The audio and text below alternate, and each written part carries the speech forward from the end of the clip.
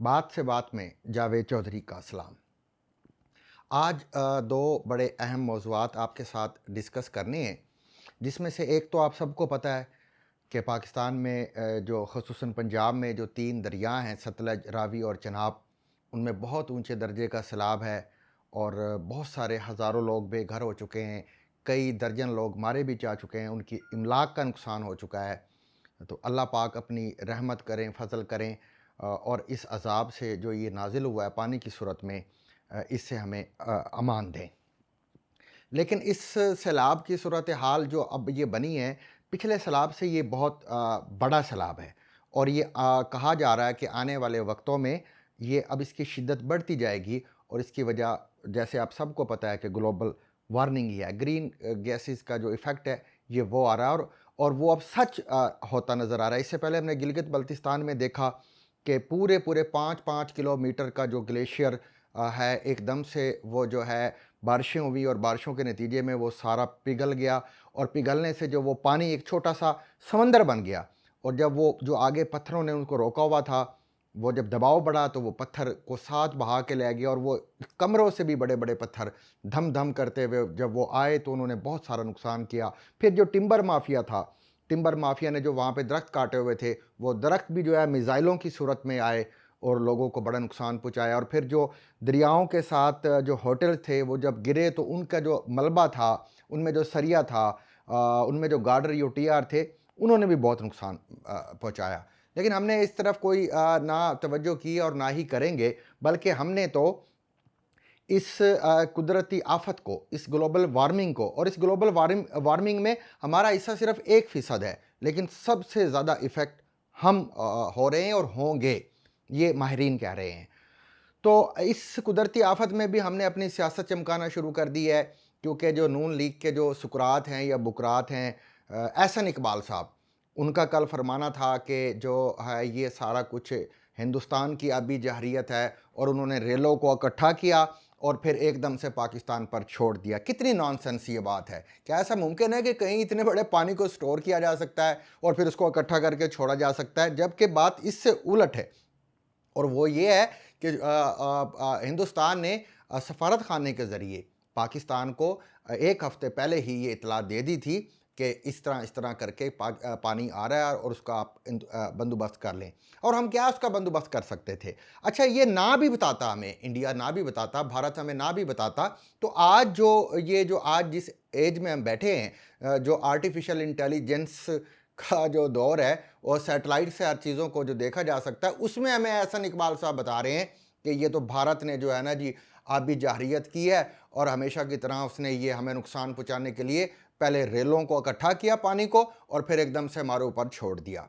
बहुत ही जो है नॉनसेंस ये बात है। उसके बाद जो वज़ीर आला पंजाब हैं वो आज शदरा पहुंची और उन्होंने वहाँ एक फरमान जारी ये किया कि जी अब आइंदा आने वाले जो साल होंगे उसमें हम डैम बनाएंगे, पानी को ज़ख़ीरा करेंगे और ये सब जो है ये लॉलीपॉप हैं, ये मीठी टॉफ़ी हैं।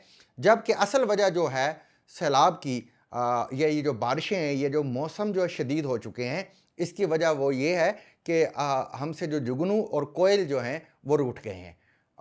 और जुगनू और कोयल इसलिए हमारे से जो रूठ गए हैं क्योंकि हमने वो दरख्त काट दिए हैं जहाँ वो रहते थे। हमने उन टिम्बर माफिया, एक बहुत बड़ा माफिया, अगर आप इधर शुमाली इलाका जात में जाएं तो आपको मीलों में कटे हुए दरख्त नज़र आएंगे। तो उसके दौरान जो है कहा गया कि बिलियन ट्री इमरान खान साहब लगा रहे थे, वो पता नहीं कहाँ गए। अब फिर खैबर पख्तूनख्वा में वावेला भी है और पंजाब में भी कहा जा रहा है कि लगाएंगे, वल्लाह आलम बिस्सवाब। लेकिन ये एक बहुत सीरियस और संजीदा इशू है और ये कोई अचानक से नहीं हुआ। इसके लिए बहुत पहले से ये सारी जो है माहिरीन बताते आ रहे थे कि ये सब कुछ होगा। अब बहुत बड़ा रेला गुजर रहा है, अब ये सारे रेले इकट्ठे होकर हेड पंजनद में, अब ये सिंध में जाके गिरेंगे और जब ये सिंध में जाएंगे तो सिंध में भी बहुत बड़ी ये आफत होगी। अल्लाह पाक महफूज रखे, बहुत तबाही फैला के ये जाएगा, तब जाके ये समंदर में पहुंचेगा। पिछले सैलाब में भी कहा गया था कि पाकिस्तान एक खड़े पानी का समंदर बन चुका है, क्योंकि ये पानी जब वो गुजर जाएगा रेला और जो पानी बाहर निकला होगा तो वो खड़ा रहेगा, उससे बड़ी बीमारियां फैलती हैं, उसका कोई हल नहीं होता हमारे पास। तो लेकिन उसके साथ साथ ब्यूरोक्रेसी की बड़ी मौजें लग गई हैं, क्योंकि अब वो कैटरिंग वालों से राब्ते करेंगे, टेंट वालों से राब्ते करेंगे, उनसे कमीशंस बनाएंगे, कुछ मच्छरदानियाँ ख़रीदेंगे, कुछ देगे पकाएंगे और उसके बाद ये करोड़ों रुपए के ये बजट खाएंगे। अल्लाह पाक इनको हिदायत दे। तो दुआ करें कि अल्लाह पाक इस पानी जो एक नेमत है, जो एक ज़िंदगी है, उसको हमारे लिए नेमत और ज़िंदगी ही रखे, उसको हमारे लिए आफ़त और अज़ाब न बनाए। ये सिर्फ़ अल्लाह पाक ही हमें इस मुसीबत से निकाल सकता है, हमारी ये हिम्मत की बात ही नहीं है। दूसरी बात ये है कि आज जो है 19 साल हो गए हैं जो थे हमारे बलूचिस्तान के नवाब अकबर बुगटी साहब को, जो उनकी एक पुरअसरार अंदाज में मौत हुई थी, आज उसको 19 साल हो चुके हैं। और उस 19 साल गुज़रने के बाद भी जो उनकी पुरअसरार मौत की वजह से जो एक आतिश फ़िशा, जो एक आग जली थी बलूचिस्तान में, वो अभी तक सुलग रही है।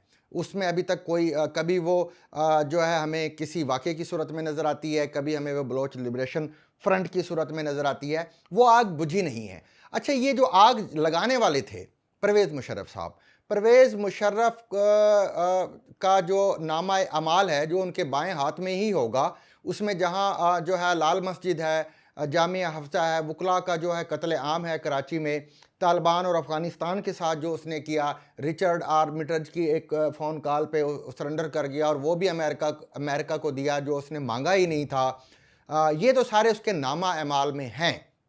उसने बहुत जुल्म किए हैं, उसने हमारी जमहूरी हुकूमतों का तख्ता उल्टा, उसने जो है बेगुनाह लोगों को पकड़ पकड़ के अमेरिका के हवाले किया।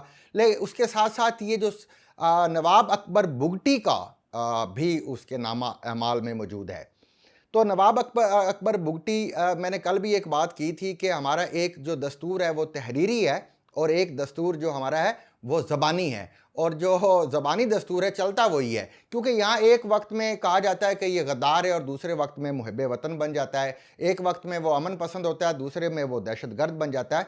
ये हमारा जो ज़बानी दस्तूर है ये बड़े बड़े गुल खिलाता है। इसी तरह जो अकबर बुगटी साहब थे, नवाब अकबर बुगटी वो शख्सियत थे जिन्होंने कोयटा के जो शाही जिरगा था उसकी ख्वाहिश के बरक्स, क्योंकि वो कौम परस्त बलोच पाकिस्तान में शामिल होना नहीं चाहते थे, नवाब अकबर बुगटी की ख्वाहिश पे उन्होंने पाकिस्तान के हक़ में वोट दिया और पाकिस्तान के साथ इल्हाक़ किया। तो इतना मुहब्बे वतन कैसे बंदूक उठाने पे जो है ना वो तैयार हो गया, उसने कैसे जो है ना अपने आप को तैयार किया कि जो कि पाकिस्तान का इतना मुखलिस इंसान था।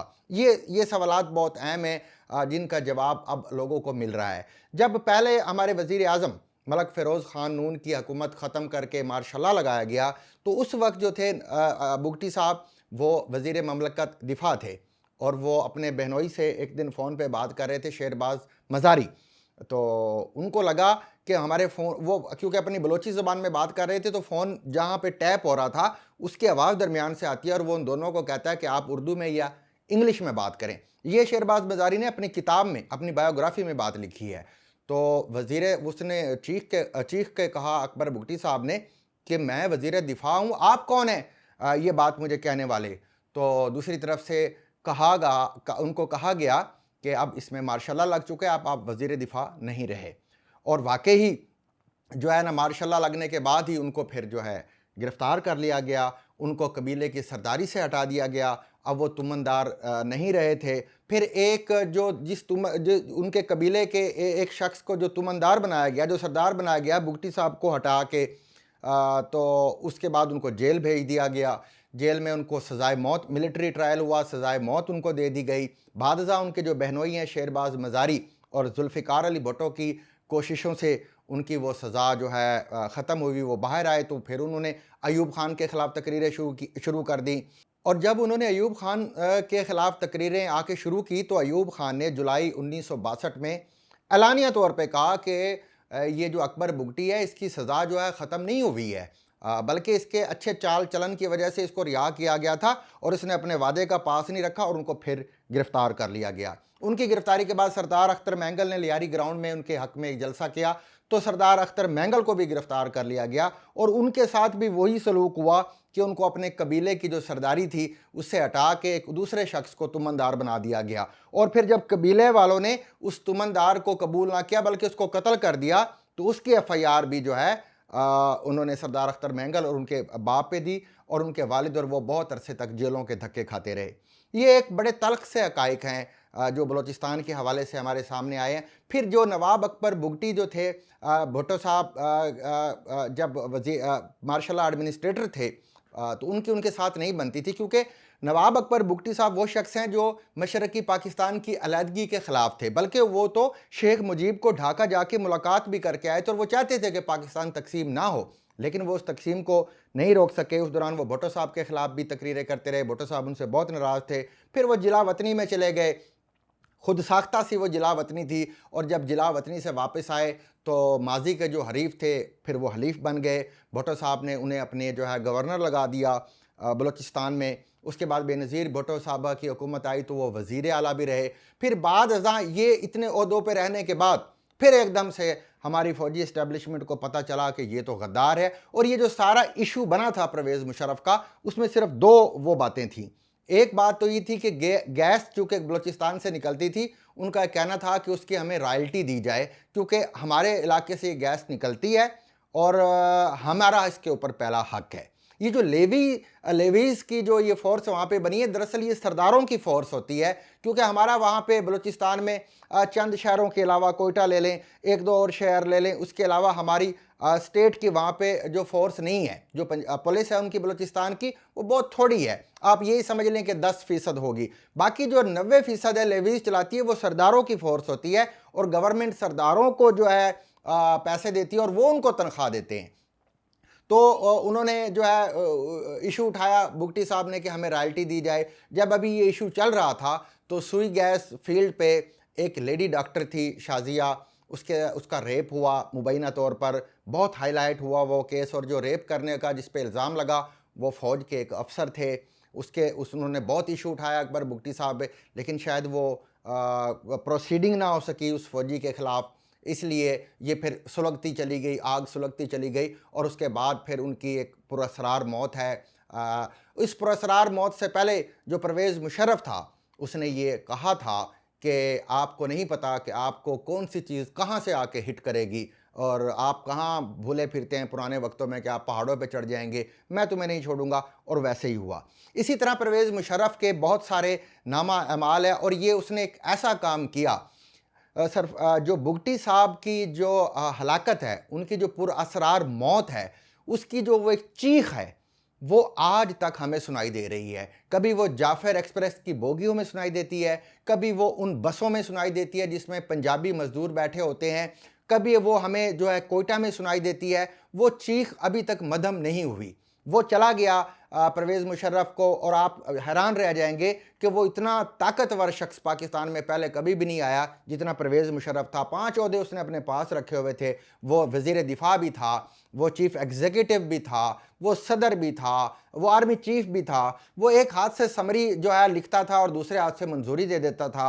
एक हाथ से लिखता था कि जजों को हटा दो, सुप्रीम कोर्ट के जजों को गिरफ्तार कर लो, दूसरी से मंजूरी दे देता था। इतना ताकतवर शख्स था। लेकिन आप उसका अंजाम देखें कि जो उसको बीमारी लगी, कि जो उसके जिस्म के अंदर प्रोटीन बनना बंद हुई, वो सिर्फ या उसको एक बीमारी थी, या फिर एक और शख्स अमेरिका में था, उसको, 2 अफराद को, इस 8 बिलियन जो ज़मीन पर रहने वाले लोग हैं, 2 अफराद को ये बीमारी थी, और इसलिए उसका कोई इलाज भी नहीं था। आखिरी वक्त वो हड्डियों का ढांचा बन चुका था, और उसको कोई पूछने या कोई मिलने भी नहीं जाता था। लेकिन उसने जो बीज यहाँ पे बोए हैं नफ़रत के, वो आज फसल हम काट रहे हैं, बलूचिस्तान में भी काट रहे हैं। आज के जो हमारे हुक्मरान हैं, उनको भी ये सबक सीखना चाहिए कि जो पिछले जो थे इतने बड़े बड़े अपनी फ़िरौनियत का दावा करने वाले, उनका आखिर अंजाम क्या हुआ, कि वो एक हस्पताल के छोटे से बेड पे सुकड़े हुए से, हड्डियों का एक ढांचा थे, और उनको कोई पूछने, कोई मिलने, कोई इयादत करने भी नहीं जाता था। तो मेरी दुआ है अल्लाह पाक से कि बलूचिस्तान के जो लोग हैं उनको भी करार आ जाए कि वो भी सिर्फ चंद लोगों के किए गए फैसले की सज़ा पूरे पंजाब को ना दें।